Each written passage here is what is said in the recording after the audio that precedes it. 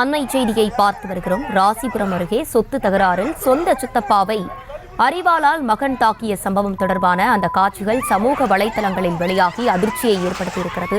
கூடுதல் விவரங்களோடு இணைகிறார் செய்தியாளர் கிருஷ்ணா. கிருஷ்ணா, வணக்கம். விரிவான விவரங்கள் என்ன?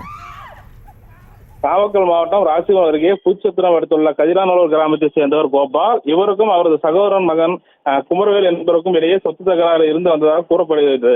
இந்த சூழலில் கோபால் தனது மனைவியுடன் தனது வீட்டில் இருந்து இருசக்கர வாகனத்தில் கிளம்பியுள்ளார். அப்போது அவர் கதிராநல்லூர் ஊராட்சி மன்ற அலுவலகம் அருகே வந்தபோது அவரது சகோதரர் மகனான குமரவேல் வழிமறித்ததாக கூறப்படுகிறது. அப்போது தனது தாத்தா பேரில் உள்ள பூர்வீக சொத்தை தனது தந்தைக்கு பிரித்து தர வேண்டும் என கேட்டுள்ளார். அதற்கு கோபால் மறுக்கவே தான் மறைத்து வைத்திருந்த அரிவாளால் கோபாலை குமரவேல் சரமாரியாக தாக்கியுள்ளார்.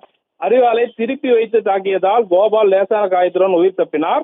உடனடியாக அருகில் இருந்தவர் கோபாலை மீட்டு ராசிபுரம் அரசு மருத்துவமனையில் சிகிச்சைக்காக அனுப்பி வைத்தனர். மேலும் தாக்குதலில் ஈடுபட்ட குமரவேலை பூச்சத்திரம் போலீசார் கைது செய்து வழக்கு பதிவு செய்து விசாரணை நடத்தி வருகின்ற நிலையில் கோபால் மீது குமரவேல் அரிவாளால் தாக்கிய காட்சிகள் சமூக வலைதளங்களில் வெளியாகி அதிர்ச்சி ஏற்படுத்தியுள்ளது.